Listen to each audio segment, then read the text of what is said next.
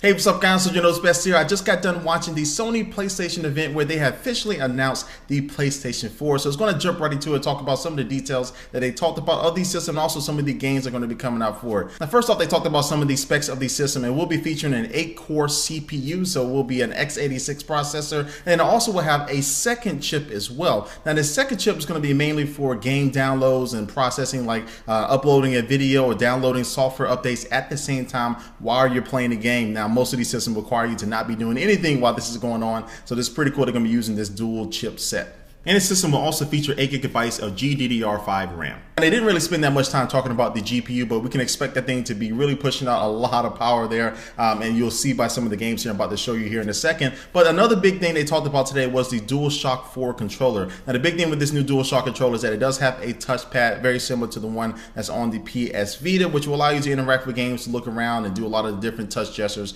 and stuff like that. It'll also have a headphone jack, and it'll also have a light bar that will be used to help identify the controller and who's playing. And also too, if you do have a 3D camera, I'm pretty sure they're going to be releasing this alongside the PlayStation 4. A 3D camera will be able to track that light bar on the controller, so you'll be able to do some type of motion gaming probably with it as well. And now the software itself on the PlayStation 4 looks to be totally redesigned. It's going to be looking new. It's going to be a lot more social. It'll be integrated with Facebook and Ustream and other social services like that. So you'll be able to do cool things like that. But some of the cool things with the software is that, say you're in the PlayStation Store looking for a game and you find the game that you want. While you're downloading that game, the digital game, you'll be able to go ahead and start playing the game as well. So you'll be able to play all the parts that you already have downloaded. I know it sounds a little bit weird, but it's going to be pretty cool. You'll have instant play from the games that you're downloading. And then also you can preview the game before you buy it. So Sony PlayStation 4 will support instant streaming for games. So now you'll be able to stream the games to your system, play it, and then if you decide to want to buy it after that point, you can do it right then and there.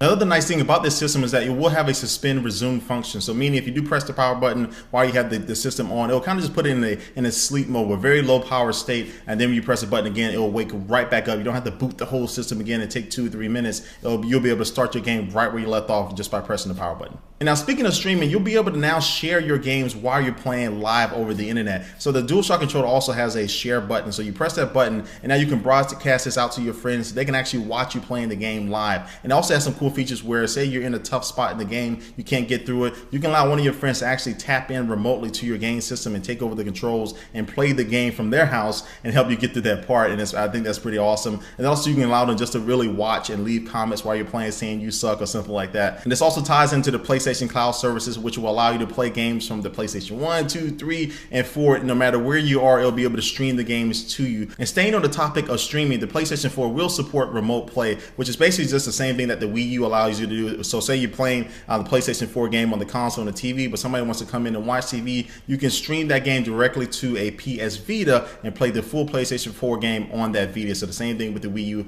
that you can do with the gamepad. And now this also ties into the PlayStation Cloud services, which will allow you to stream all the games, and this is really going to be their backwards compatible solution that they're offering for the PlayStation 4. And also because of this, Sony has confirmed that the PlayStation 4 will not support any PlayStation 3 games that are on physical media disc. You will have to stream them or download them digitally to the PlayStation 4.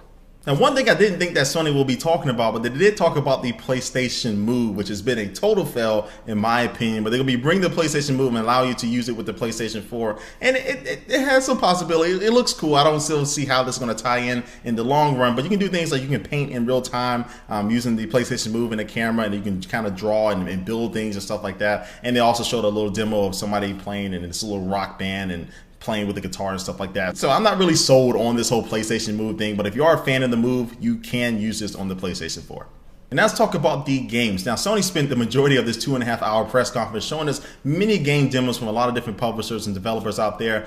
They showed us infamous Second Son, also showed this new racing game called Driver Club, which has basically been in development for many, many years. And you take every aspect of getting inside the car, buckling yourself in, and then you're able to race and compete in different competitions all across the world, of course, with other people multiplayer-wise. And then also, too, they showed us Watch Dogs, which has been a game they showed at E3 last year. This has been confirmed to be coming to the PlayStation PlayStation 4. Again, another awesome demo showing you how you can really control the world. And then they also showed us Destiny, the game coming from Bungie that Bungie just announced or I think earlier this week or late last week. But anyway, this is the next game from Bungie after the Halo series, which is going to be proven to be a very massive game like always. And then but I think the big game that really showed us what this PlayStation 4 can do was Killzone Shadow Fall. Now, Killzone's been a franchise that always produced very good visuals, and they gave a real-time live game demo. He was actually playing this on stage of the game, and it looked absolutely amazing. Even though this was streaming over the internet and the quality wasn't absolutely like if you were there watching it, I can really see that this game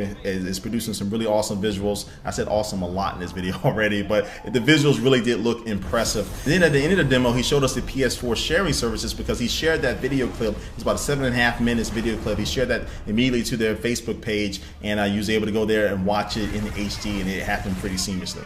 And so that's basically it, guys. That's basically everything they showed us at this press conference. Now, you're probably scratching your head like, wait a minute, I didn't actually see the console itself. I didn't see the Sony PlayStation 4 system. That is true. Sony did not show us the actual system at this event. And they didn't go over any of the pricing, but they did announce that the system will be launching the holiday season of this year, 2013. So start saving your money now, because this system, maybe alongside the new Xbox, will be coming out by Christmas. All right, so what are my thoughts about the PlayStation 4 from what Sony has showed us? Well, I am excited for it. I'm not overly excited for it. It didn't blow my pants off, but I think the PlayStation 4 is going to be a very complete system. I think they're really going to be trying to catch up to Microsoft and what they've done with Xbox and Xbox Dashboard and all those different things about, you know, your social sharing and media consumption and things like that. And I do like the fact that you can do a lot of things in the background with that second processor, downloading updates, uploading game clips and things like that. But in the end, it does come down to the games, and it looks like Sony has a ton of developers on board, and it looks like everybody, again, from Bungie to Blizzard, is going to be bringing Diablo 3 over to, you know, everybody's going to be on board with this PlayStation 4. So I think they're going to be right on track. But again, we got to wait for pricing, got to wait to see what other things this console can do as far as the media and things like that. I think there's a lot more that we need to learn about this PlayStation 4, and Sony is kind of holding some things back, and we'll probably unveil a lot of that at E3 this year. All right, guys, this wraps up my Sony PlayStation 4 event recap. Leave a comment down below what you think about everything Sony showed us today about the PlayStation 4. Were you disappointed?